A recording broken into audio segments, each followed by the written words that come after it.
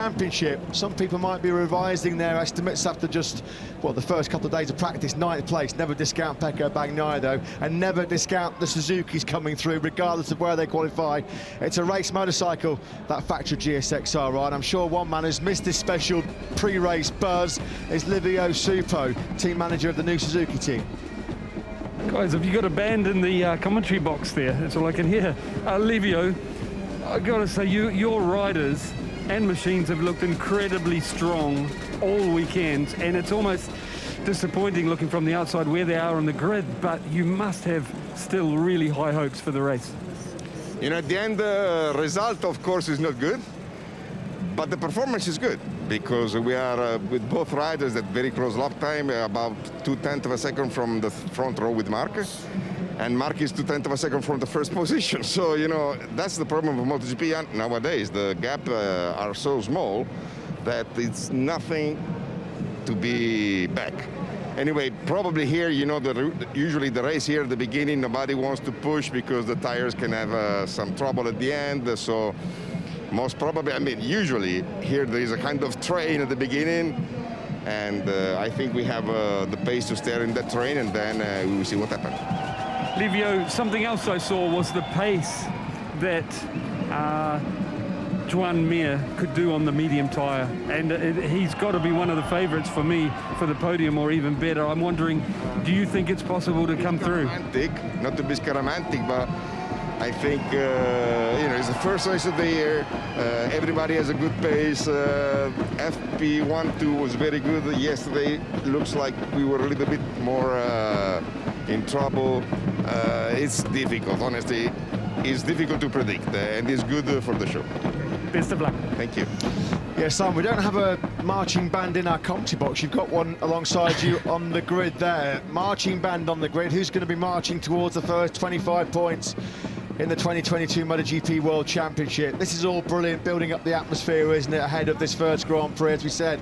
It's a feeling you can't replicate, as Johann Zarco with a lot of work to do from the head of that 5th row in 13th place, having a little chat there with Pramac Ducati boss Paolo Campinotti. He was very, very strong. He almost got into that second qualifying session. Very good in this morning's warm-up session as well. Second he was, wasn't he, Johann Zarco? And again, a little bit like Enea Bastianini, despite the pre-race tension, the nerves, trying to at least outwardly look pretty relaxed and calm. Let's go down onto the grid again then. Simon Crafar as with the reigning world champions. Fabio Quartararo, the champ, starts from 11th. His teammate Franco Morbidelli in 12th. Simon's on the grid with their team boss Maio Meregali.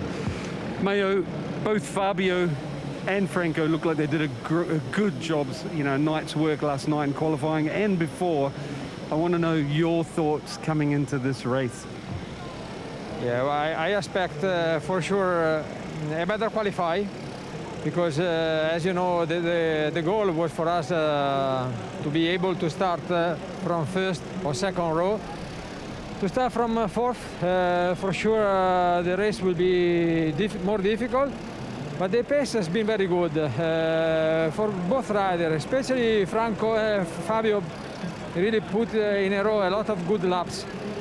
It will be really crucial, the beginning of the race. He has to push hard.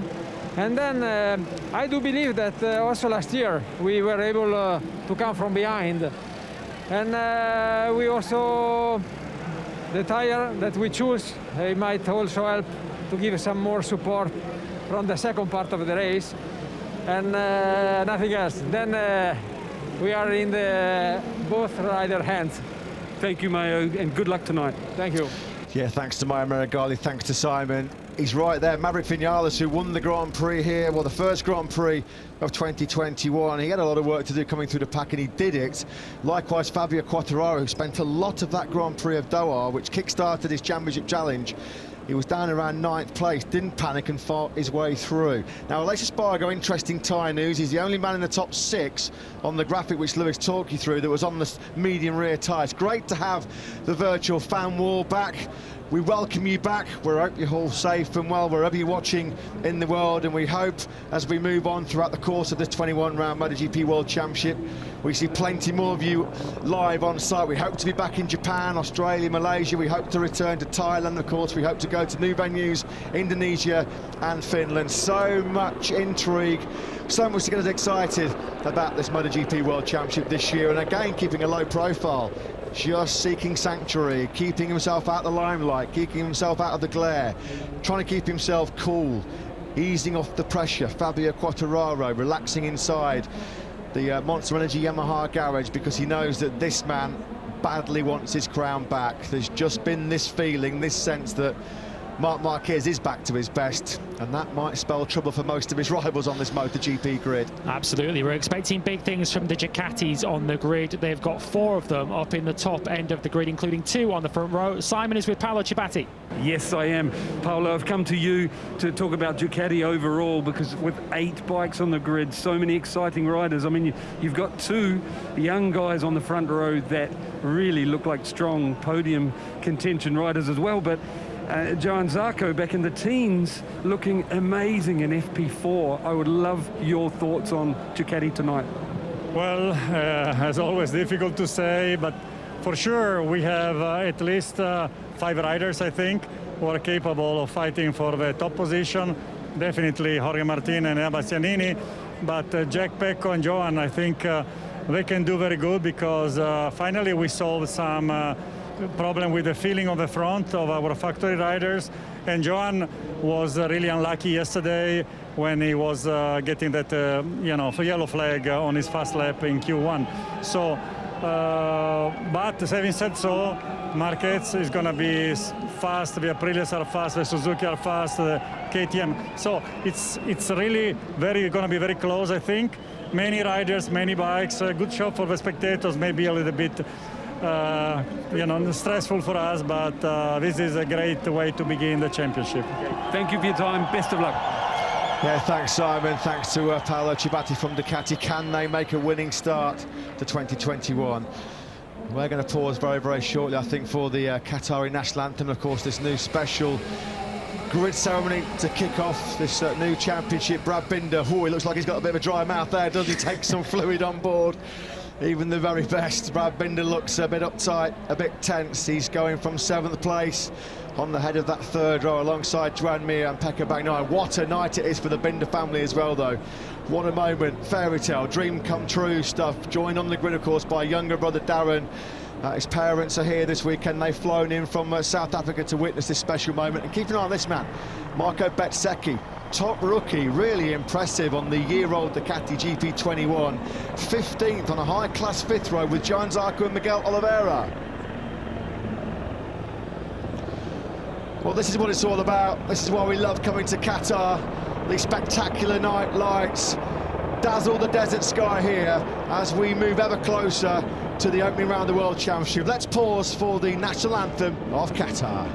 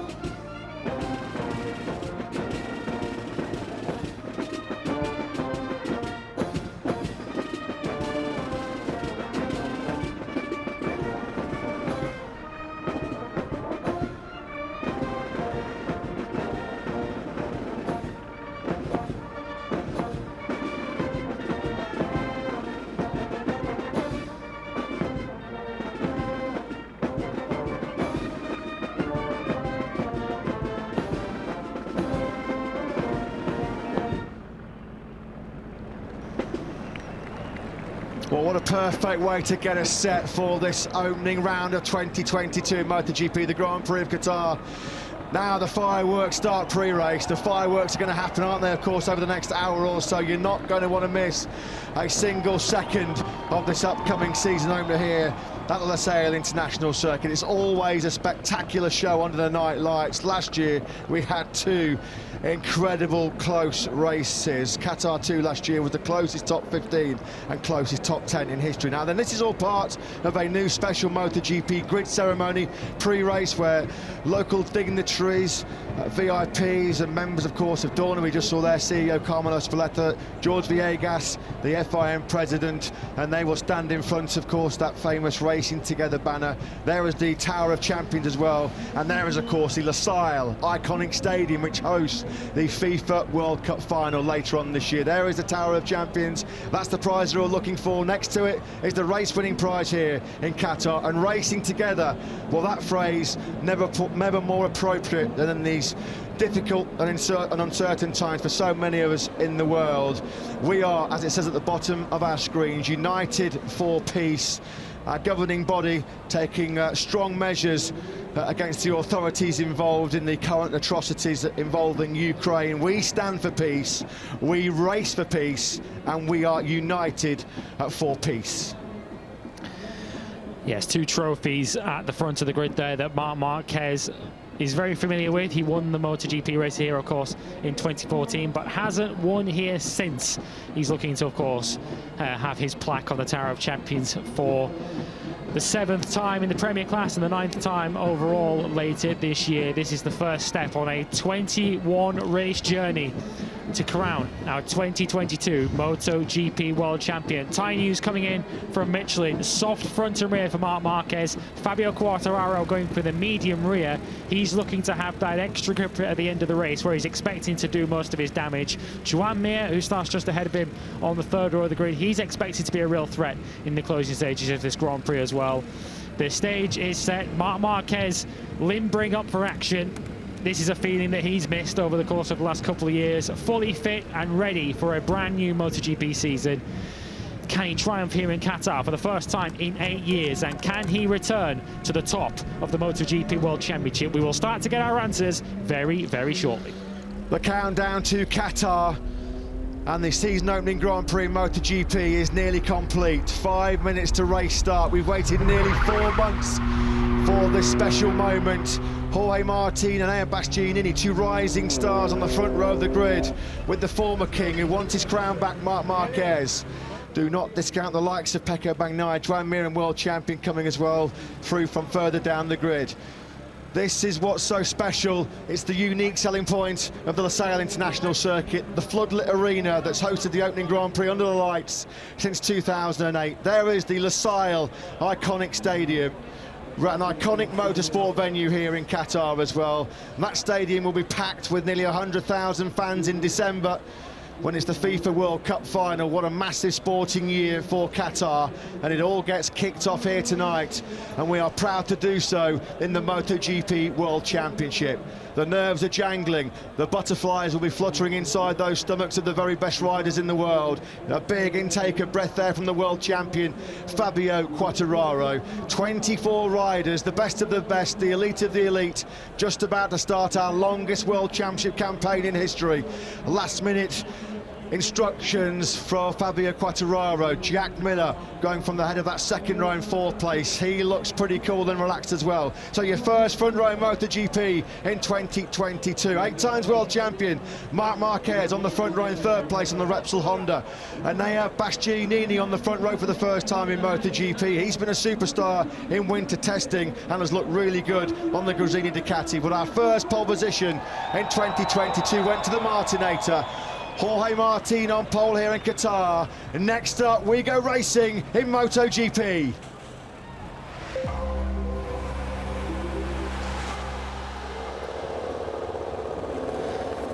The wait is over. The main event of the evening is upon us. Jorge Martin then starts from pole position for the first round of the 2022 MotoGP World Championship. And Enea Bastianini for the first time on the front row alongside him, with Marc Marquez ready to fire from the front row of the grid. Jack Miller starts just behind him on the second row in fourth, ahead of Aleix Espargaro and his brother Paul. Brad Binder looking to carry the KTM Challenge from seventh on the grid.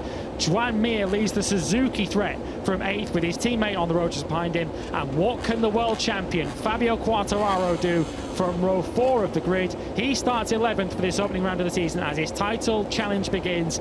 5 rookies on the grid led by Marco Bezzecchi. This has all the ingredients for a thrilling 2022 season, and it starts right here. The long wait is over. We're set for the first race night of 2022. It's finally here, folks. The warm-up lap about to get us underway. The longest World Championship battle in history. Jorge Martin starts from pole position. Just wonder whether Aleix Espargaro might have had some kind of late pre-race problem. It looks like he's got away safely. Perfect conditions here in Qatar. No wind to disrupt the riders. No wind to blow sand or dust onto this 5.3-kilometre circuit.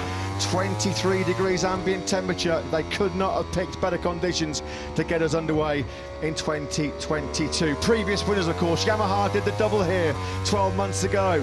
Fabio Quartararo and Maverick Vinales. Honda winless here since 2014. Suzuki have never had a podium here before. Will Ducati make a dream start to 2022 here in Doha? There's so many fascinating elements that'll keep us glued to the edge of our seats for these next 8 months or so. Who will be the king of Qatar here tonight? Well, we're about to find out as the riders sweep through on this warm-up lap. Pecco Bagnaia with work to do from 9th place. Fabio Quartararo says he needs the perfect lap from 11th place. Missed Q1 last night for just the, well, Q2 rather, for just the 4th time in his Grand Prix career. Rins and Mir, they've got great race pace. Lewis, it's so hard. We said it's going to be the closest, most competitive World Championship in history. It looks like the most unpredictable. MotoGP has it all. Indeed it does. Who is going to prevail in 2022? It's going to be fascinating to find out over the next 21 races. 8 months, we can't wait. The moment finally here, Lewis. What do you think? Who are you going for? Well, contenders everywhere we look. Tyre choice is crucial. Tyre conservation in the closing stages of this race, particularly in the last 5 or 6 laps, are going to be absolutely crucial. It is very difficult to look past Marc Marquez, despite that record that he hasn't won. Honda indeed haven't won at this circuit for 8 years now. Marc Marquez is going to take some beating. Joan Mir, though, would appear to have the superior race pace on that Suzuki if he can make ground early in the race. And we will wait to see just how potent that Suzuki will be on this start-finish straight. In previous years, Suzuki and Yamaha have been swamped on this main straight. Suzuki would appear to have bridged that gap. We're about to have all the answers. Get set, MotoGP fans. You're about to jump on board the roller coaster again in 2022. Paolo Campinotti, Pramac Racing boss, looks pretty anxious, looks pretty tense, and with good reason. He's got his man Jorge Martin on pole position for the 5th time in MotoGP. He comes to the head of the grid as the seconds tick down then towards one of the most unpredictable and one of the most eagerly anticipated World Championship campaigns we can remember. We've been racing in the Premier Class since 1949. The green flag about to be waved at the back. Can Marc Marquez make it a 100th Premier Class podium here tonight in Qatar? We're all set to go in 2022. It's lights out and lift off for MotoGP in 2022 in Qatar. Not a bad start for the poleman Jorge Martin, although big moment. The 2 Repsol Honda's got away brilliantly. Marc Marquez gets the whole shot. Paul Espargaro slots into second. The initial launch good for Martin. Then he got his big moment, but it's the 2 Repsol Hondas who lead. From Brad Binder, who's up into 3rd place. He's trying to go right around the outside of Marc Marquez. The 2 factory Ducatis had terrible starts. Fabio Quartararo immediately ahead of both of the factory Ducatis. He's trying to get the inside of Joan Mir. Quartararo looks like he's gained at least 4 places, and he's got both factory Ducatis and the poleman behind him. Paul Espargaro leading on a Repsol Honda. We would never have said that at any time last year, would we? Pecco Bagnaia had a shocking start from the back of the 3rd row, 9th. Back to 15th place, as Lewis said. The 2 factory Ducatis just completely missed the start. Already getting aggressive, getting busy. As 2020 champ Joan Mir. We know how good he is at coming through the pack. We know how good he is as well at making overtakes and keeping his tyres in good order. Do not discount Joan Mir. Was that Martin trying to recover the lost ground he made off the start? It was a poor start from Martin. He was trying to get the inside of Aleix Espargaro. He lost the position back to him again, though, after going at the inside. But dream ticket for the Repsol Honda team. Pol Espargaro leading as Fabio Quartararo makes progress. This is where he has to make his progress, in this infield section, where the straight line speed isn't going to hamper him. Up the inside of Jorge Martin. Just the first lap that Quartararo needed, up to P7 from 11th on the grid. Yeah, already getting wheel spin on that medium Michelin rear tyre through that tyre torturing turn 11 there. Fabio Quartararo just about keeping Jorge Martin at bay, although with the slipstream and the power of the Ducati down the start-finish straight, he might be easily picked off. The Yamaha's been about anything between 10 and 12k slower. Brilliant by the world champion, ex-world champion Joan Mir, just sticks his leg out there, maybe an apology quickly to Enea Bastianini. He got through on the Italian at turn 15. Martin doesn't need the slipstream and the top speed of the Ducati to pick off Quartararo. He's got underneath the Yamaha man in the final corner at turn 16. Who would have expected this then? At the end of the first lap, it's a Repsol Honda 1-2. It's Espargaro leading from Marc Marquez. Is Marquez going to go through immediately? Up the inside of his teammate he goes. Pol Espargaro doesn't fight it too hard. Who would have expected Brad Binder to be next behind them? And Pol Espargaro straight away sending a message to his teammate. He ain't no number 2 at Honda. Yeah, Marquez was just in that little bit hot. He ran a little bit wide, maybe a metre offline. No second invitation needed for Pol Espargaro to take the lead back. Excellent first lap, excellent start for Brad Binder. We've always said he's a Sunday man. He can qualify well. You know he's going to be in the game. You know he's going to be fighting in that top 6. Well, it's better so far. The KTM man up inside that top 3. What a first lap as well it was for Joan Mir. He's been a big mover from 8th to 4th spot. Absolutely. He's ahead of Enea Bastianini, who is the leading Ducati on the road. The Ducatis collectively all had poor starts. Bastianini's the first of them in 5th. Jack Miller's dropped down 5 places to 9th. Bagnaya's down behind Miguel Oliveira in 14th. And Johan Zarco, he's dropped 6 places to 19th. The Ducatis just did not get away. That's been a shocking start to 2021 for the pre-season favourite Pecco Bagnaia. He finished last season so strongly, only down in 14th place at the end of the first lap after a wretched start. He's got a lot of ground to recover here. Then the man in the top 3, the only man with a medium rear tyre on, was Brad Binder. Now that should pay dividends, you'd think, in the second half of the race. How much will Pol Espargaro and Marc Marquez chew up and burn up that soft rear tyre while they try to run this pace, or will they slow it down? Will they back off, try and bunch up the group and then attack, keep some life for the last 6 or 7 laps? That's when it's going to be key. That's what Michelin have told us. That's what so many people have told us in the paddock so far this weekend. It's going to be all about the last 6 or 7 laps and who's conserved the tyres the best. Pol Espargaro looking good at the front of this race. Joan Mir, though, is a key contender here, looking to fight his way through. He's already up to 4th. Pecco Bagnaia trying to make quick progress. That's him up the inside of Takaki Nakagami, so he's already back up to 12th. As we come onto the main straight, just how strong is that Suzuki down the main straight? Joan Mir is able to hold the slipstream, and he's able to hold Enea Bastianini behind him, although Bastianini is the fastest rider on track. Well, Bagnaia and Miller need a slow pace at the front here to get themselves back into this lead group. As Lewis just mentioned, Bastianini a 1:54.953. That's the best lap of the Grand Prix we've seen so far. Fair play to the Italian. It's the only 1:54 we've seen of the Grand Prix so far. So he's quickly into his groove, having started from the front row for the very first time. Fabio Quartararo in 8th position at the moment. He's just at the back of this leading group, 2 seconds off the lead. I think he would have settled for this for the first few laps of the race to make his way through the pack. He's got all the Ducatis behind him. He's got Alex Rins just closing in. Rins is one of those who are expected to make progress through this race as Mir has a look of the inside of Brad Binder. I don't think KTM in their wildest dreams would have expected Brad Binder to stay up at the front, let alone be challenging the 2 Repsol Hondas for the lead of this Grand Prix. But Joan Mir looking threatening in 4th. It never really mattered on a Friday or Saturday what Brad Binder did last year. Even in 2020, he always found something. On Sunday, he had a bit of a sprinkling of the old Valentino Rossi magic, didn't he? He's coming under pressure here, though, from Joan Mir, who's awfully mobile in the first couple of laps, picked off 4 places, but at the moment not able to find safe passes through on the South African directly ahead of him. Bastianini likewise, though, can't make a move or can't show his front wheel to Mir. There was Aleix Espargaro then, still in 6th place, ahead of Fabio Quartararo. He looks like he's got Alex Rins really itching to get past him. Quartararo just slightly detached from this leading group. He's half a second behind the Ducati of poleman Jorge Martin. Is Quartararo able to run this pace? He said yesterday after qualifying that was as good as he had. That was as much pace as he had to qualify 11th on the grid. And at the moment, he's finding this pace a little bit too hot at the front. Magnaia not rattled by a shocking start. He's starting to pick his way through the pack again now. He's just taken Alex Marquez and gone up into 10th place on this lap. Here comes the Suzuki.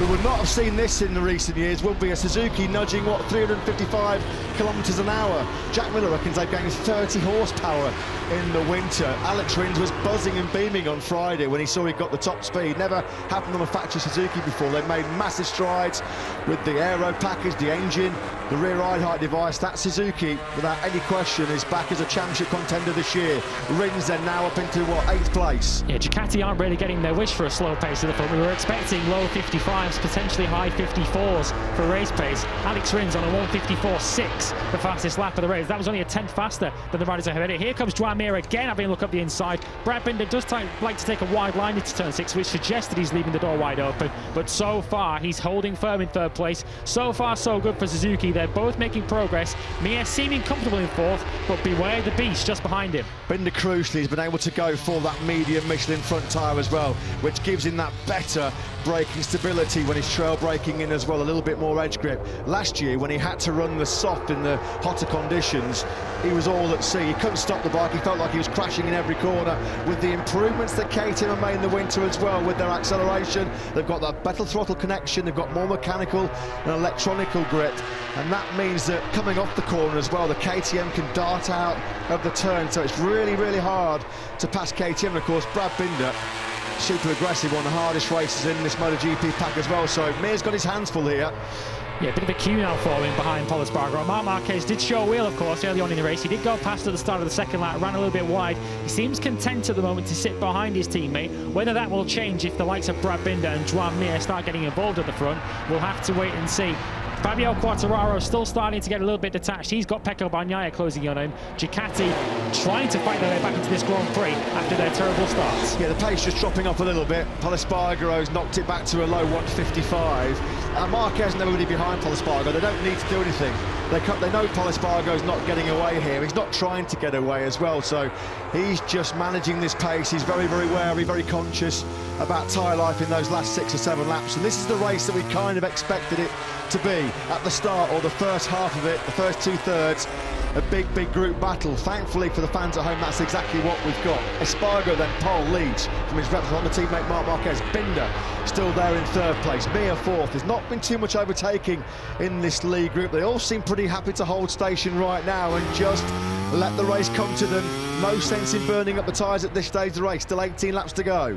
Yeah, Alex Rins was the fastest man once again on that last lap. He's running the soft front and the medium rear tyre. Expect him to come good in the end of the race. A little bit wide there for Joan Mir as he comes under pressure from Enea Bastianini. But yeah, we're in a bit of a holding pattern at the moment. Bastianini really pushing the front into turn 9 there as he looks to get on terms with the 2020 world champion. Fabio Quartararo is still in 9th place. He's the sole real contender for Yamaha. Frankie Morbidelli didn't get a good start at all. He's down outside the points in 16th. Yeah, a bit of a horror show as well on the opening night here for Jack Miller. It hasn't gone his way at all.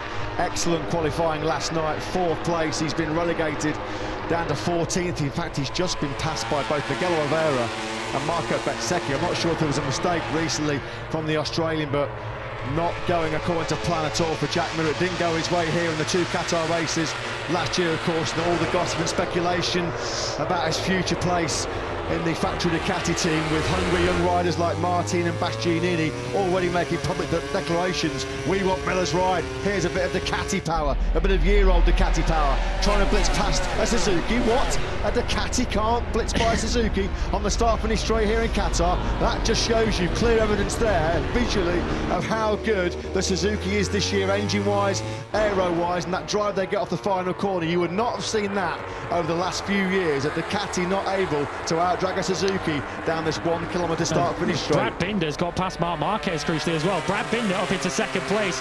That is not what we expected to be saying. Bastianini's having another look. This time he is going to get it done on Joan Mir, who's eased aside into turn 4. Bastianini on the move. He looked like he was getting a little bit impatient behind Joan Mir. He's now made the move.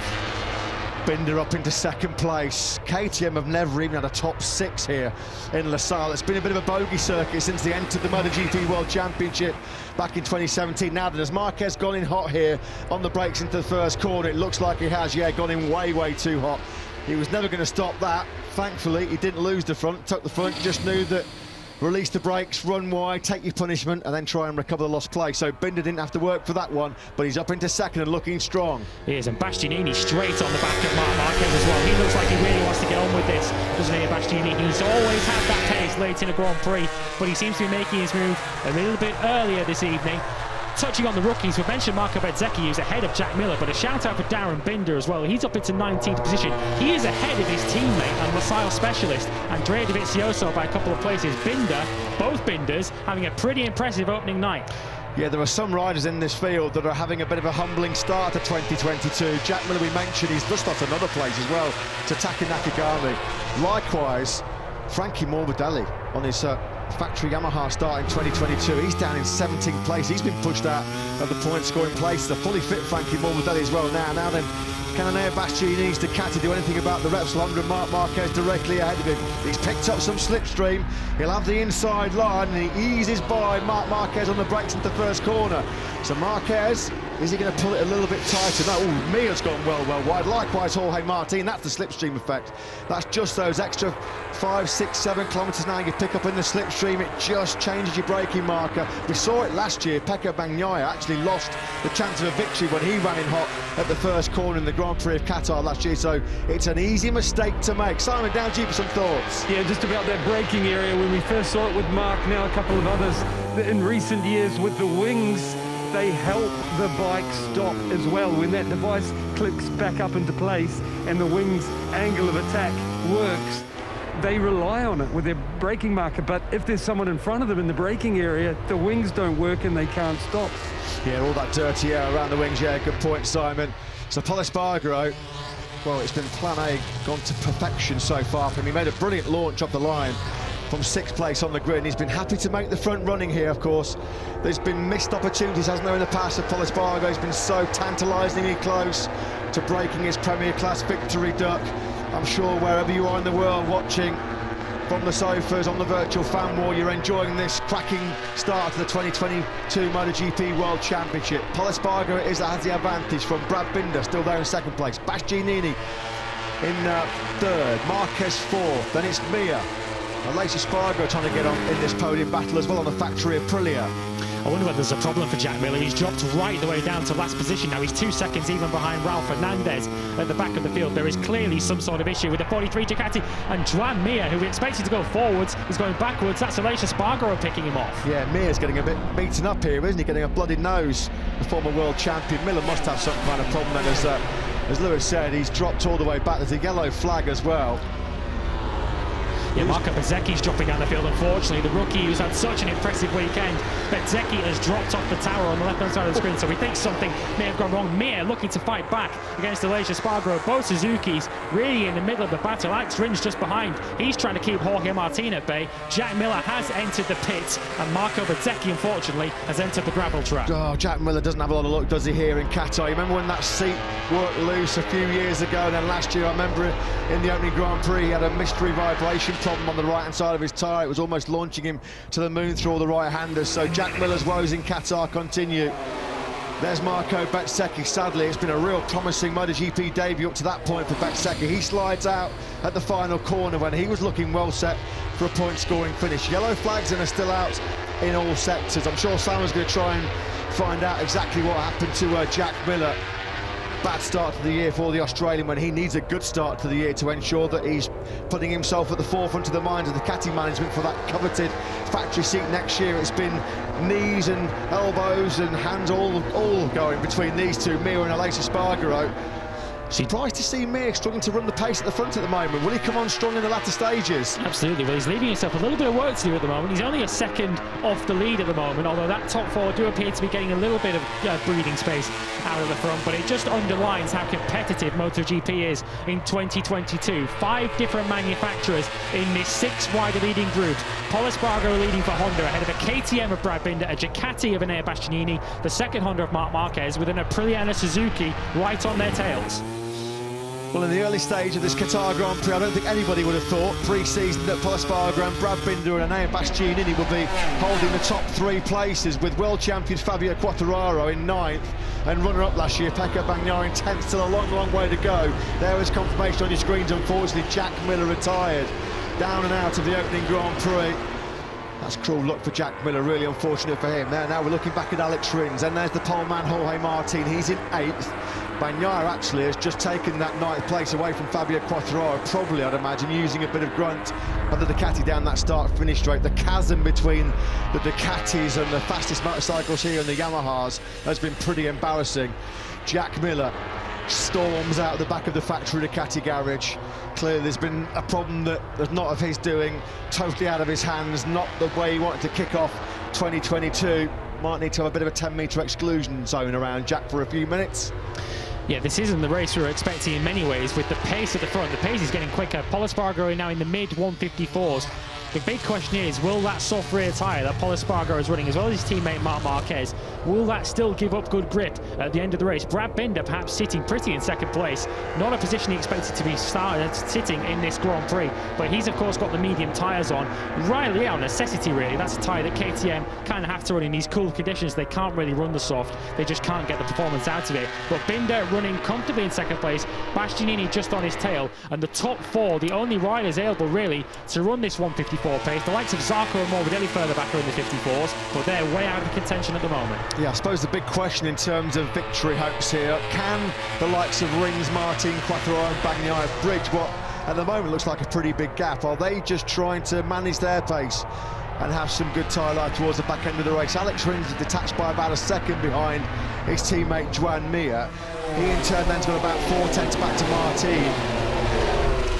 Start of lap number 10 then, and we're starting to get some real hot laps coming in now. The pace is hotting up. Pol Espargaro set the fastest lap of the Grand Prix. Right behind him, Binder bettered that, and then a late Espargaro, who's always been confident in his race pace on the factory of Aprilia. The pace then drops to a 1:54.465. Here's the fastest man on the circuit, yellow flag in sector 1. So who have we lost in the first sector, or has somebody just run wide going into that first corner? Let's go down to Simon Cray for our briefing with some news on Jack Miller. Simon. Yeah, guys, I can't get the official reason for Jack stopping, but I believe I heard him say a cuss word and the word electronics. That's really cruel for Jack Miller. No wonder there's a cuss word. Alex Marquez, well, Honda have found some front-end confidence for their riders this year. They've certainly made it a more rider-friendly, a bit more margin for error on that RC213V, but sadly that's Alex Marquez's 3rd crash of the weekend. His opening Grand Prix of 2022 comes to a premature ending as well, when he was fighting just outside of the top 10 with Miguel Oliveira. Cast your minds back to pre-season testing when we brought you the Sepang test earlier this year. We thought, and with good reason, that KTM were in a world of trouble. They seemed in all sorts of problems back in pre-season testing, which just underlines what an incredible performance Brad Binder is putting in here to run in 2nd place. He's losing a little bit of ground on this lap to Pol Espargaro, who's been pretty comfortable. He's pulled a bit of time back in this 3rd sector now of the lap. But KTM seemed in a world of trouble back in pre-season testing. They made a step forward at the Mandalika test, but we never thought that we'd see Brad Binder not just running 2nd, but keeping Pol Espargaro in lead, well and truly within range. Pol Espargaro right now looks everything the rider that he wasn't last year. It all looks quite easy, it's all smooth, it's all clean.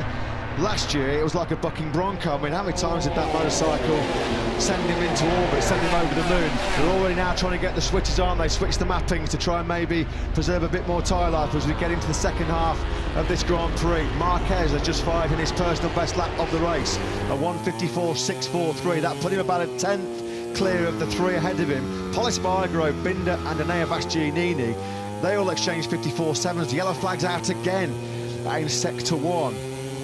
Yeah, we'll keep an eye on that. Miguel Oliveira looks like he's dropping down the time screens. Yeah, I think it's the KTM, unfortunately, who's gone down. So a bit of a mixed night then for KTM. Here is Miguel Oliveira. Looks like that's on the outside of turn 1. Well, he was so up and down last year, Miguel Oliveira. He said coming into this 2022 season he had to have a lot less spikes, be more consistent, flat line on his performance. He's down at turn 1, unfortunately, and this just continues.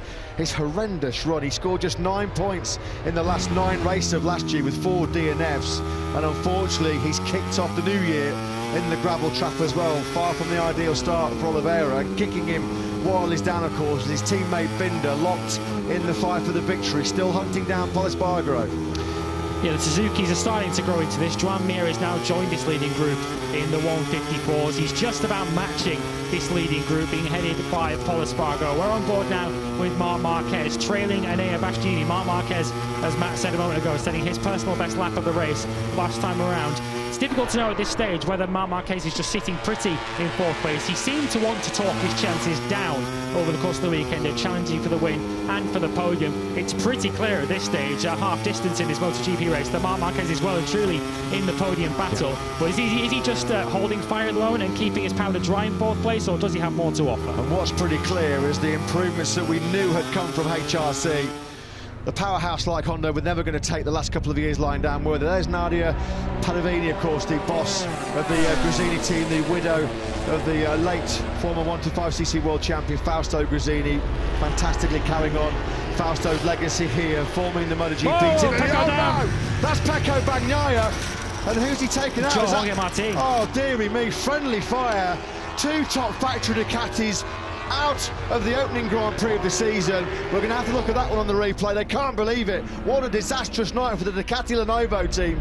Jack Miller already out and bitterly frustrated and angry, and now Pecco Bagnaia, he runs over to console Jorge Martin. That looks like then Bagnaia was the guilty man. He apologises to Jorge Martin. Jorge Martin looks like he takes it on the chin, but what a disaster. Up the inside then comes Bagnaia. He's at the inside line. Front end just tucks right from underneath him, trail break into the first corner on the outside. Poor on Martin, hung out to dry, nowhere to go. He gets clattered, the poleman Martinator out, and Pecco Bagnaia out as well. What drama in the opening Grand Prix. And what a disastrous opening night for Ducati. Nothing Jorge Martin could do. He was just being overtaken into turn one and found himself being scooped up into the gravel trap. Paul Espargaro, look, he's already looking if he's making a bit of a gap out of the front. He's a quarter of a second, 3/4 of a second, should I say, clear at the front. And Bastianini, who's Ducati's sole hope now at the front of this Grand Prix, looking as if he wants to make a bid immediately to get into second place. He can see that factory Honda of Espargaro going off into the distance. The highs and lows, the ups and downs of Grand Prix motorcycle racing. Ducati last year finished 2021 jubilant, joyous. They took their first ever podium lockout in Valencia in their Grand Prix history since they arrived back in 2003. It's been a start to 2022 they'll want to forget very, very quickly. No Miller in action, no Bagnaia in action. Jorge Martin, the poleman, wiped out by Pecco Bagnaia. You don't see Pecco Bagnaia make those kind of mistakes. He's going to be gutted. He'll be devastated, not for his own prospects, but the fact that he also wiped out Jorge Martin. Red faces on the red bike so far this weekend. Now, they're just still moving some of the debris, aren't they? That's why the yellow flags have still been out in Sector 1. Back at the front, Paul Espargaro. This will be a popular win if he hangs on here with 10 laps to go in Qatar. He was really put through the mill last year, battered and bruised so many times. That Honda last year, the really unruly Honda, really did spit him and chew him up last season. But Paul Espargaro looking so good, so strong at the front of this Grand Prix still. Let's quickly get a tech observation from Simon. Yes, guys, you know, everybody's been mentioning the last 7 laps, 6 laps, something like that, a sprint to the end, and about tyres, you know. But something nobody has mentioned is fuel. This track, these bikes, full, you know, the amount of full throttle they use and the tank size, they can't get the whole way on full power. So the teams have to cut it back at a certain point, and the most popular one last year was like give it full power in the beginning till they settle in, you know, to get in your race position. Then switch it down to lower power to do the race till they know they've got enough fuel to turn it back up to full power and fight at the end. Yeah, thanks for that, Simon. You just wonder now whether Bastianini, Marquez and Lace Espargaro have got to find a way through on Brad Binder, because Paul Espargaro at the front of this Grand Prix on this lap alone has taken half a second out of the South African. Paul Espargaro in the group, as he has been right from the get-go in this Grand Prix. Is Brad Binder just struggling a little bit forward grip? We come down the start-finish straight now. There's nothing wrong with the top speed of the KTM. We know that. We saw it in Mugello last year. But Bastianini sweeps on through. Beast mode engaged yet again. He knew he had to make that move. He could see Paul Espargaro just starting to put a bit of daylight at the front. He runs a little bit wide He cuts it back, chops Brad Binder's nose off as they sweep through to turn 2, but Bastianini gets the job done. He's up into second, exactly what he needed to do. Whoever would have thought on the opening night of the 2022 season that all of Ducati's hopes would be pinned on the shoulders of Enea Bastianini on their 2021 bike with the Gresini team, who of course have gone fully independent once again for this season. Bastianini now has clear tarmac ahead of him. He's got a second of tarmac to try and make up. Can he now close the gap on Pol Espargaro? And crucially, can Marc Marquez quickly make the move? Bastianini wide, he's just going to hold it. Marc Marquez looking to take advantage too, but Bastianini really pushing on now. He knows he needs to close this gap. Yeah, big moment there on the front end for Enea Bastianini going into turn 6. He ran it a little bit wide, but he was able to keep it sunny side up, thankfully for his sake. Well, this is, of course, the proven Ducati from last year. It was a motorcycle that was the best Ducati I think we've ever seen since they came to the championship back in 2003. They're armed with data from 2 races here last year and a bunch of pre-season testing as well. So Enea Bastianini is still, of course, doing an amazing job. But you can just see perhaps some of those other Ducatis, the GP22s, they're not quite at the level yet. They'll get there, I'm sure, of what the proven GP21 is. And I've got to say though, Bastianini is still wringing its neck. He's still riding out of his skin. Absolutely awesome job. Can he find a way to get back on par with Pol Espargaro though, who still leads by about 1.3 seconds as we come into the final sector on this lap 14. Yeah, much of that lead that Bastianini lost, those 3/10 in that second sector where he ran wide at turn 6. He has started to chip away back at it over the course of the rest of the lap. And how big a role is tyre choice going to play as the Gresini team urge their man on? Bastianini across the line, he does close the gap. He was slower on the lap overall, but having dropped the lead to 1.4 seconds in sector 2, he pulled 3/10 back in the second half of the lap. Pecco Bagnaia, the pre-season title favourite, no points for the factory Ducati team for the opening Grand Prix of the season. Here's another look on board with Jorge Martin, and you're about to see Pecco Bagnaia slide into view. Yeah, this is going to be a peeved Pecco, isn't it? He's going to be really angry with himself, first and foremost, that he made the mistake and then wiped out the innocent Jorge Martin. Nothing that Martin could do about that. He's one of the nicest guys in the paddock, Pecco Bagnaia. He's not a dirty rider. He's not a rider that makes those kind of rash mistakes. It can happen though when you're on the limit, when everybody's as fast as what they are in modern day MotoGP. Even the very best can get caught out. Unfortunately, Jorge Martin involved as well. This is going to be an emotional podium potentially for Enea Bastianini. This was Fausto Gresini's dream. He'd put all the foundations in place to bring back his own team in this MotoGP World Championship. Bastianini said pre-season his dream was to win a Grand Prix in MotoGP to honour Fausto's legacy. He's doing Fausto proud right now, that's for sure. Just very quickly, Simon, your view on that incident between Bagnaia and Martin? Yeah, we know what happened, but I think Jorge was rather lucky. He might be sore tomorrow, but a little bit further into the turn with his knee on the ground, that bike in the side, that really hurts, enough to put you out for a few races. Yeah, fortunately, all appears to be okay. We'll keep an eye on that. Any news we get on Jorge Martin, we will let you know. And Enea Bastianini then has got into his rhythm. He's starting to close that gap bit by bit now, and he's now starting to pull out a little bit of a lead over Brad Binder. But once again, we have to say, Brad Binder doing a phenomenal job to still be in the podium places at 2/3 distance in this Grand Prix is quite exceptional. You rode on board a moment ago with the world champion Fabio Quartararo. He is pretty much in a lonely 8th place at the moment. He is 7 seconds off the lead and simply unable to match the pace of these guys at the front. But Bastianini is starting to motor. He's starting to loom for Repsol Honda. That gap now under a second. Fabio Quartararo at the moment, the start of his world title defence. It's a pretty forlorn one, I'm afraid. He's down in 8th place. You can see Alex Rins there, fair distance ahead of him. He's not coming under any pressure from Johan Zarco. Those two, of course, had a historic, memorable French 1-2 in the Grand Prix of Doha last year. That's not going to be history repeating itself. Pol Espargaro trying to create some history. This is 136 MotoGP start. He's never had a single win. There's been close calls, there's been close moments, but he's never going to have a better chance of winning in the Premier class. He came to this team to do this. He said last year it was a dream come true to ride pride in these colours. He said you have to win when you ride for Repsol Honda. He's, what, 6.5 laps away from proving so many people wrong. I think there were doubters that didn't think Pol Espargaro had it in him. They didn't think he had this resolve. They didn't think he had this speed. But here he is, putting up a stunning fight here in Qatar, and he's well on course to win the opening Grand Prix of the season. Yeah, he's just holding that gap at the moment on this lap. It started the lap at 0.9 of a second. You can see 0.8 on the left-hand side of your screen, but time will soon run out for Enea Bastianini if he doesn't make serious inroads over the course of this lap. Sector 3 clicks up now. It is 0.8 of a second, so Bastianini is starting to close in, but another rider with good late race pace is Aleix Espargaro. He's hot on the heels, and up the inside, is he? No, not quite, of Marc Marquez, but that Aprilia that impressed us through pre-season testing is living up to billing. Yeah, Marc Marquez has got big bother here, hasn't he, from Aleix Espargaro. It just looks like at this stage of the Grand Prix, Marc Marquez has not got anything for his teammate Pol Espargaro or Enea Bastianini. He'll still have desires on third place, I think. Here comes Aleix Espargaro. There's nothing wrong with the top speed of that factory Aprilia as well. Can we see the Espargaro brothers soon to be fighting together for the podium?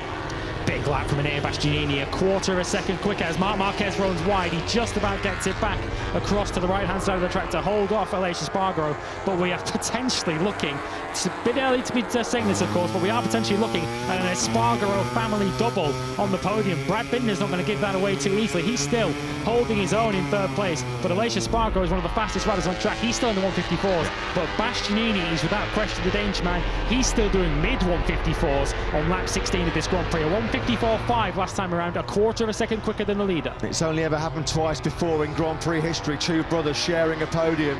There's been no brothers on the same podium in MotoGP since Nobuatsu and Takuma Ryoki at Imola back in 1997. 25 long years ago. Are we about to see that amazing feat here?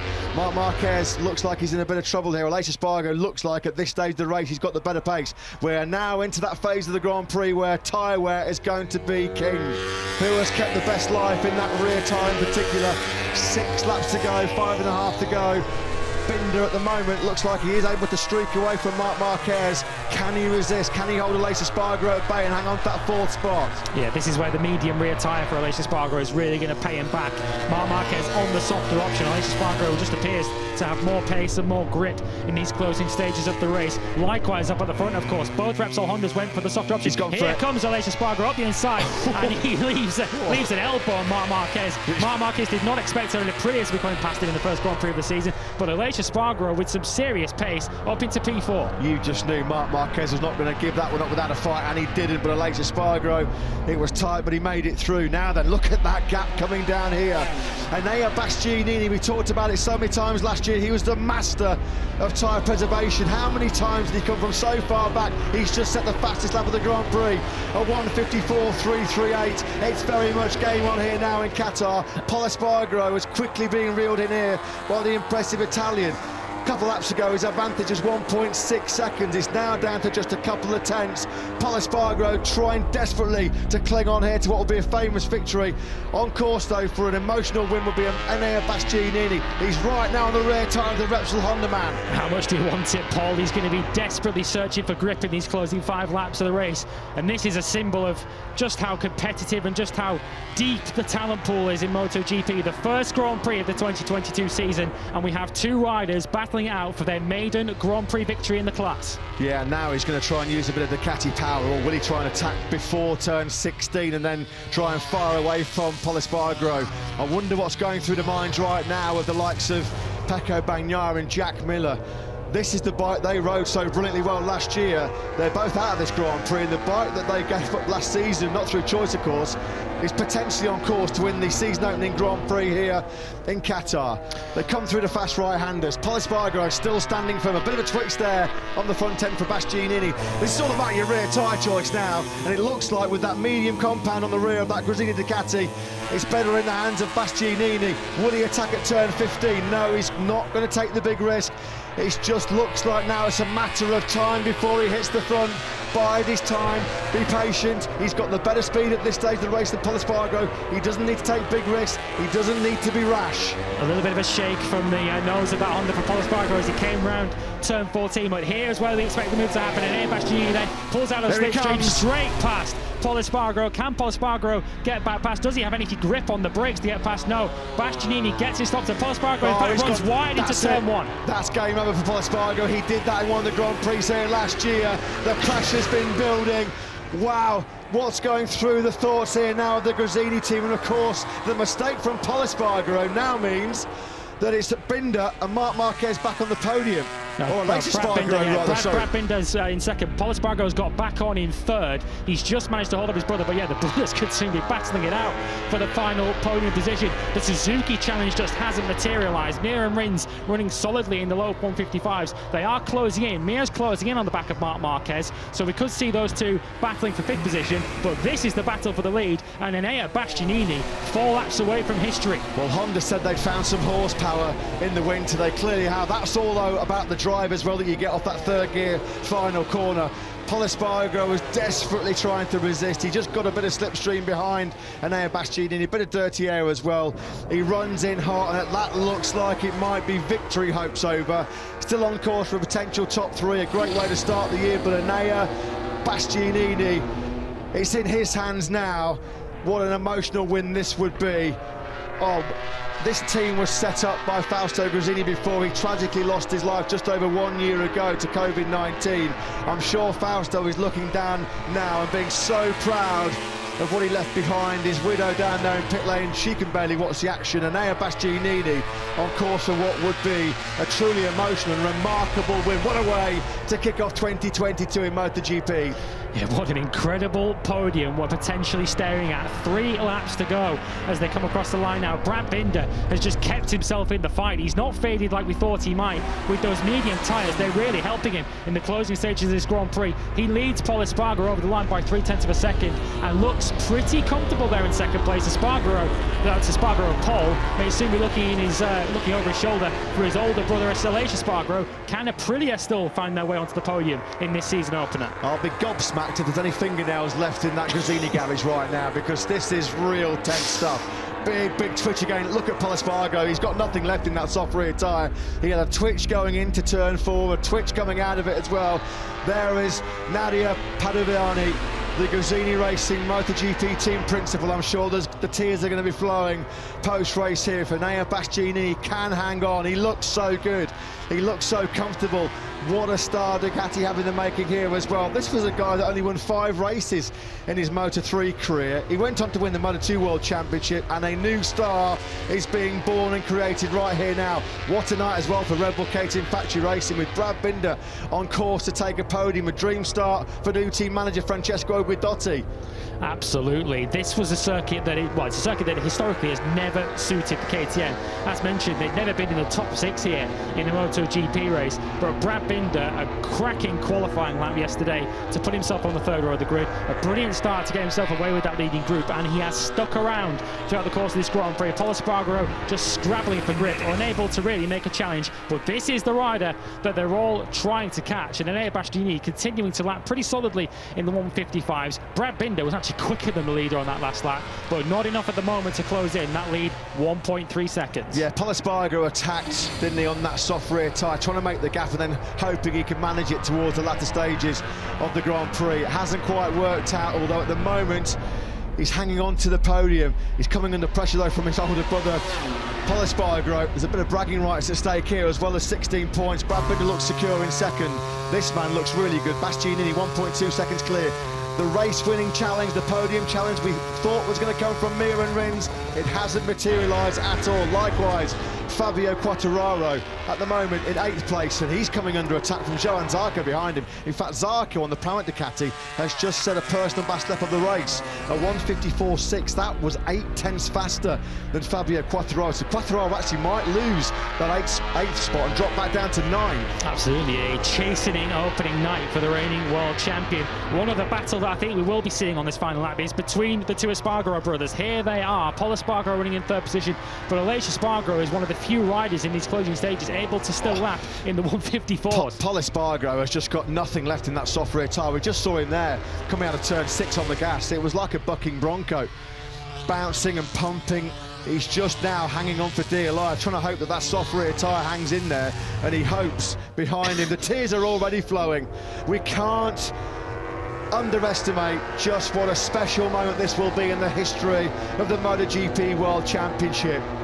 Fausto Gresini was one of the most long-serving and loyal members of this MotoGP World Championship. He had teams in Moto3, teams in Moto2, teams in MotoGP. He loved and lived for racing.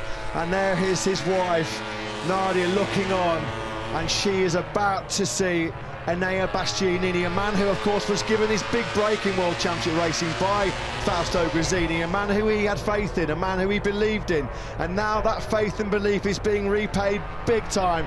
We're going to choke up here in the commentary box as well here, aren't we, because Enea Bastianini has, what, just over 5.3 kilometres to go between himself and the most emotional of Grand Prix victories here in Qatar. Yeah, Brad Binder, to his credit, isn't giving up on this just yet. He was a tenth quicker once again on that penultimate lap, but it will only take a mistake now for Enea Bastianini to lose this one. Brad Binder, though, second place incoming for the first Grand Prix of the season for the factory KTM team. What a start for Francesco Guidotti, and that new Honda that we've talked about all winter looks like it might just hang on to a podium.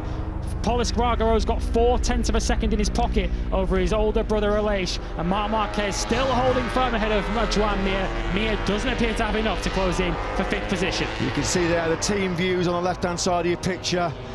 Enea Bastianini now coming through this second sector. I don't think Brad Binder's going to be close enough to try and deny him this famous victory. It looks like as well Paul Espargaro is going to hang on for 3rd place. Great job by him on the Repsol Honda. It looks like he's run out of grip on that soft tyre, but it's all about one man and one team. Enea Bastianini on the Gresini Racing Ducati, the year-old GP Ducati 21. He threatened this when he topped the timesheets. He topped the leaderboard in that official test in Sepang. He said all along, this new bike is capable of winning. I can fight for the championship on this bike. I'm not sure too many people believed him on that year-old motorcycle, but here he goes, on course, well set to win the opening Grand Prix here in Qatar. Yeah, Binder's closing in on this final lap. It's down to 0.6 of a second, that lead, so Binder is just keeping the Gresini team sweating right the way down to the checkered flag, but only 2 more corners to go. Enea Bastianini just needs to keep it smooth through turn 15 and only turn 16 to go for a hugely emotional victory and a historic occasion for the beast. Wow. Binder's closing. Binder is closing. Enea Bastianini's got to be careful here. They come out of the final corner. Enea Bastianini surely on course for a famous victory. The beast reigns supreme in the Middle East. What an emotional victory for Enea Bastianini and the Gresini Ducati team. Emotional scenes now will be down in that garage. Congratulations to Brad Binder. He takes 2nd for KTM.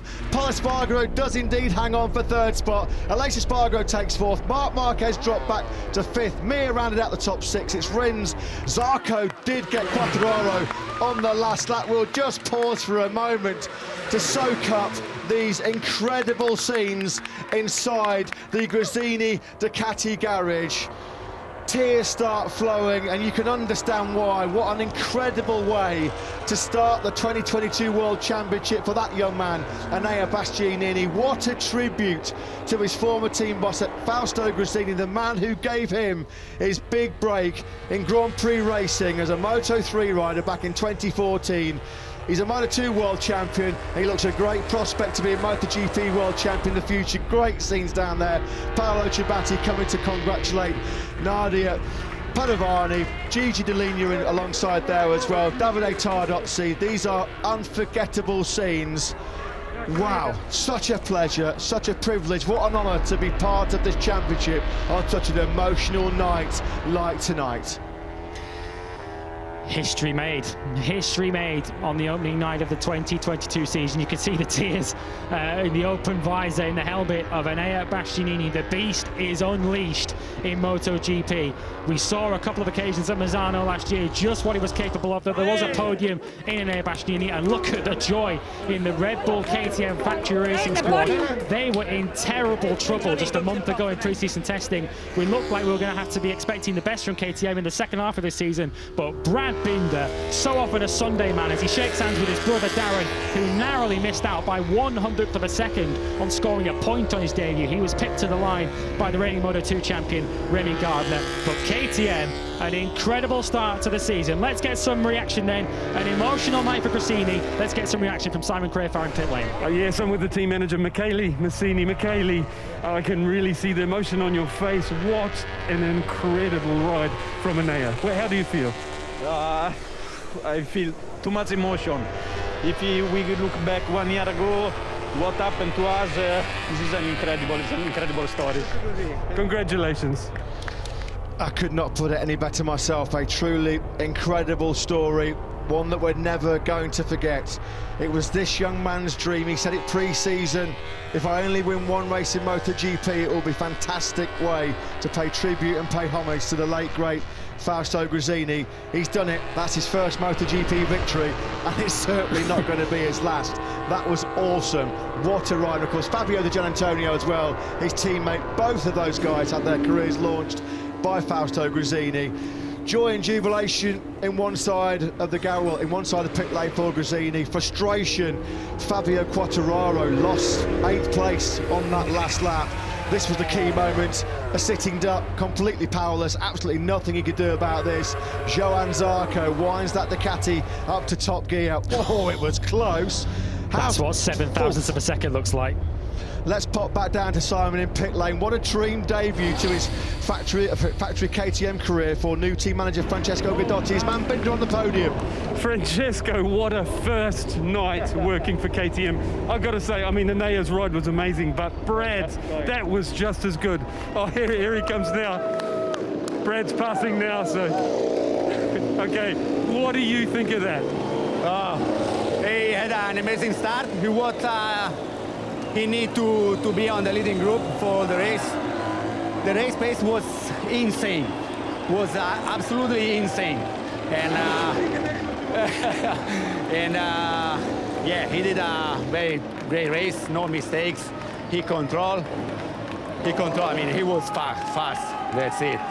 And yeah, it's a great and incredible start. Massive, unforgettable start. Massive congratulations. Thank you. Great. Yeah, huge congratulations to all concerned in the factory KTM team, but these are scenes that we will never forget. They're going to live long in the memory. The ecstatic, and quite rightly so, Gresini Ducati team. Enea Bastianini embraces his nearest and dearest.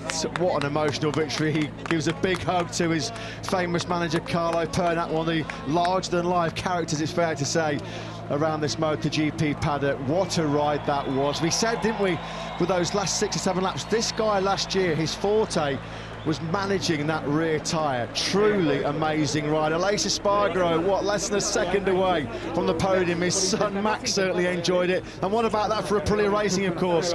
Kudos to them, the closest they've ever finished to the winner in the modern MotoGP era. Your time will come, Aleix. That RSGP clearly has race-winning and podium potential this year. 2.242 seconds away from the win. Great start for Aprilia as well. Yeah, so many stories coming out of this opening round in the season. Of course, Qatar is a bit of a particular track. It's not a track that's necessarily representative of all the places we're going to go over the course of this 21-round MotoGP season.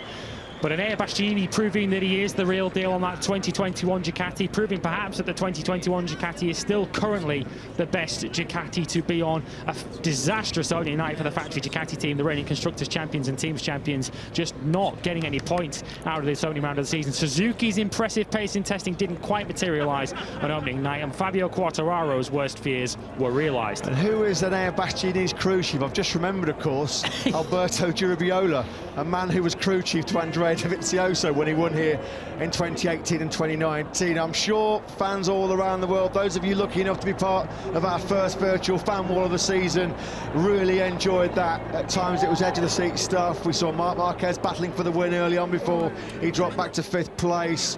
These are such special scenes that we'll all savour for many years to come. Those tears are going to flow long into night. I don't think they'll stop actually before we get on the plane to go to Indonesia in a couple of weeks' time. Carmelo Espeleta, Dorna CEO, of course, who has done so much behind the scenes to make sure the Gresini Ducati team could continue with the inspiration and the belief of Nadia Padovani to continue her husband's legacy. And these are moments to cherish, moments to savour. I'm sure Fausto Guzzini is looking down and being so proud of everybody connected to his team. Enea Bastianini, what a start. The South African fans that have made their way here tonight, I'm sure they're delighted to see Brad Binder on the podium. Let's hear as well from, I'm sure, an ecstatic reps on the team manager, Pol Espargaro. Great ride by him, led for so long, and third. Alberto, sorry there, we'll have to race off and see Pol, but I love of the Honda's debut night. It was pretty impressive.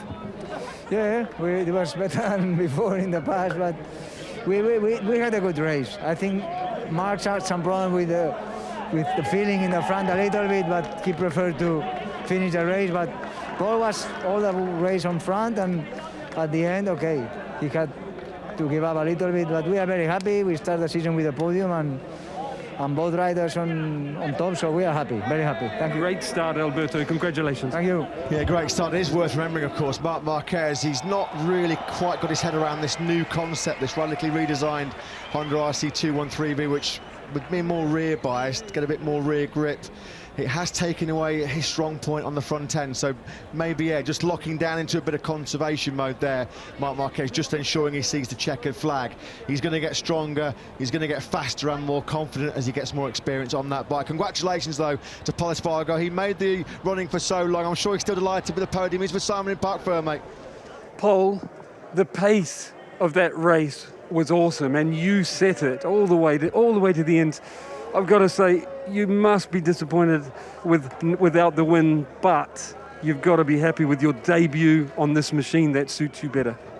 Yeah, still I need some more knowledge of the bike. You know, it's the first race of this bike, and things were happening at the end of the race I didn't really expect it, and yeah, it catch me by surprise. But you know, it was not even in the plan to go ahead and push in the front. Actually, the strategy was completely opposite, stay behind. We had some fuel, as everyone, some fuel problems.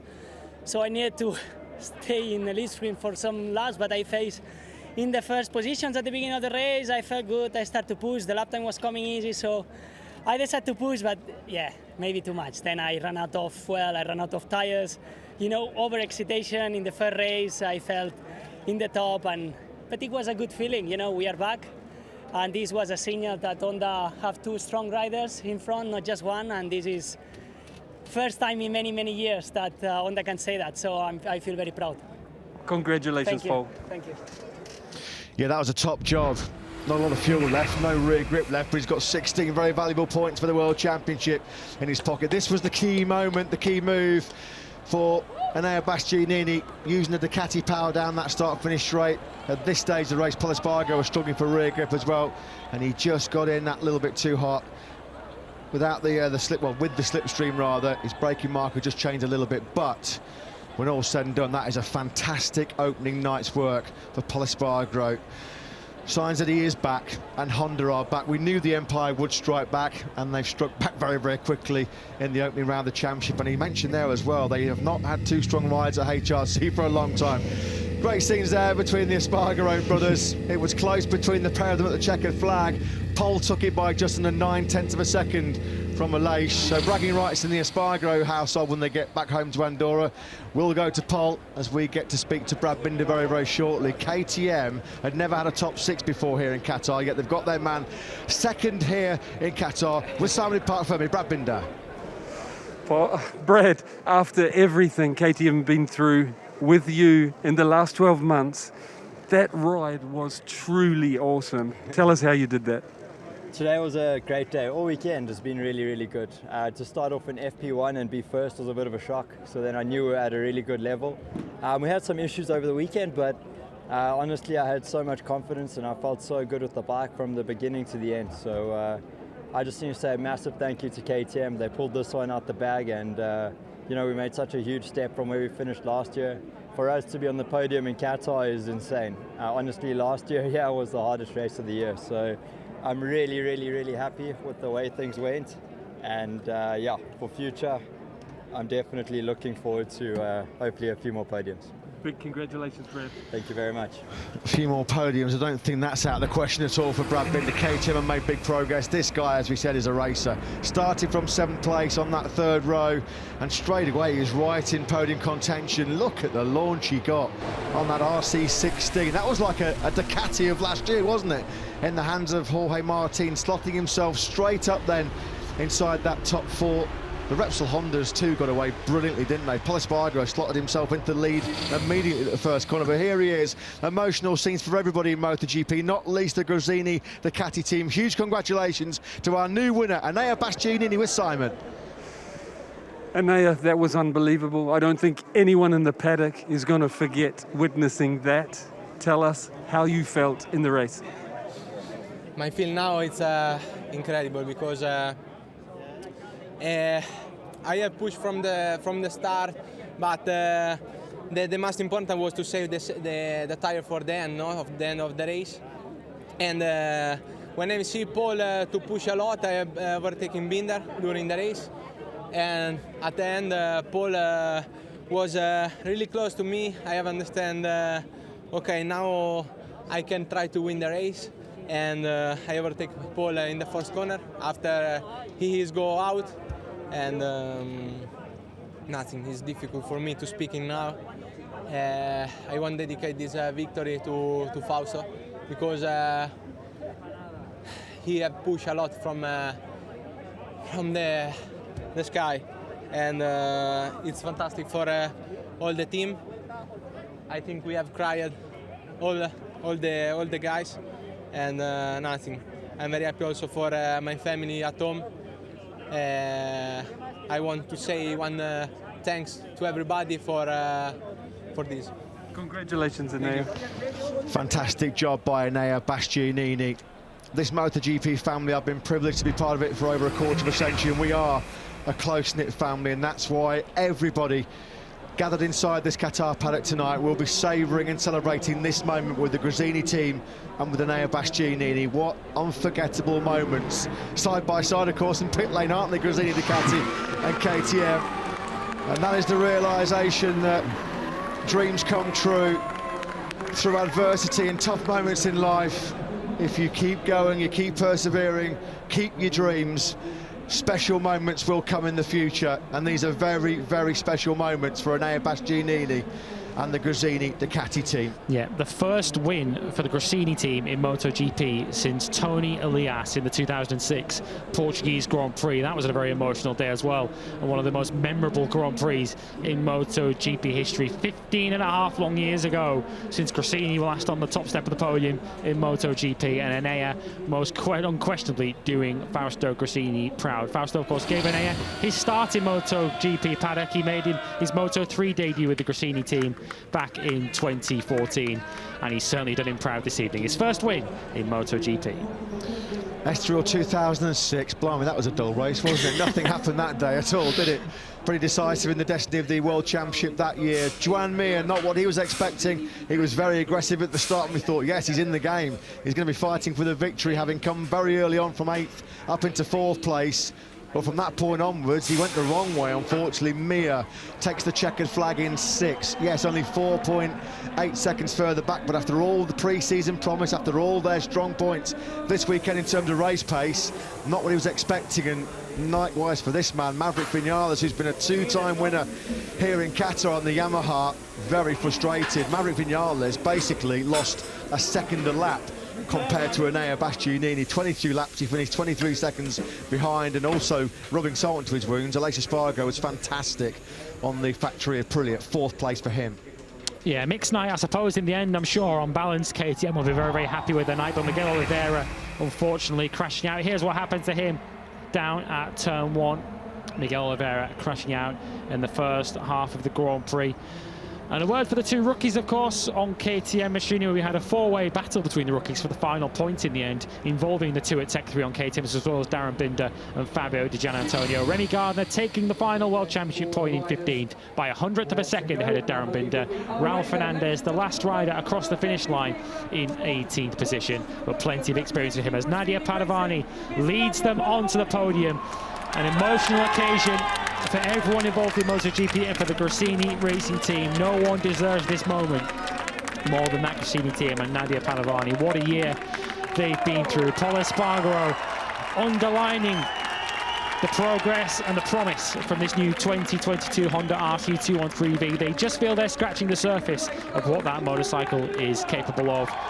Brad Binder as well. KTM would have certainly taken this a month ago when they were struggling back at the Sepang test. They made progress at Mandalika, and Brad Binder giving them a dream start to the season. But no question who the man of the moment here in Qatar is tonight. For the first time in the MotoGP class.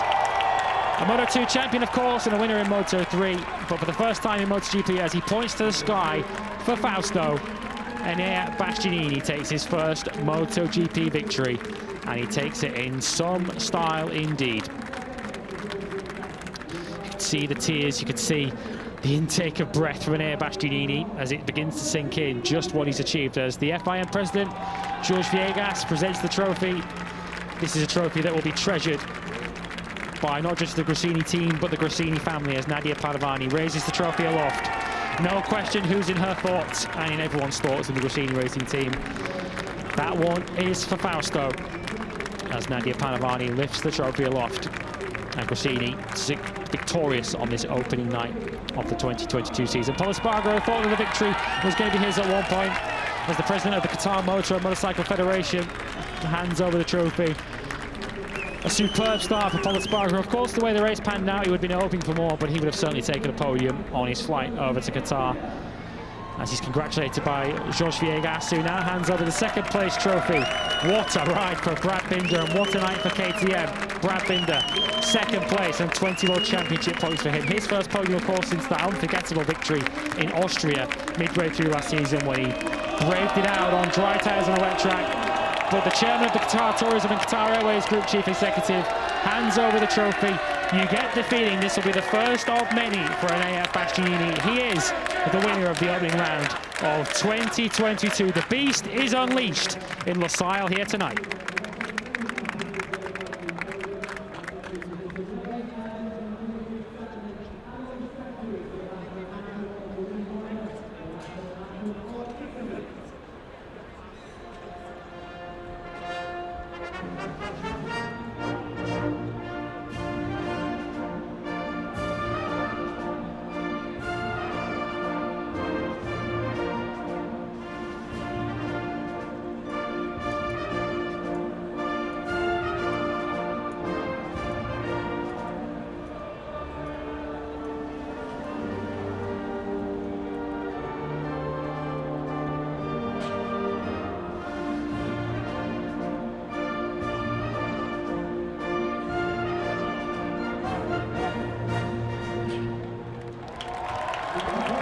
What incredible and emotional scenes here on the podium at the Losail International Circuit in Qatar.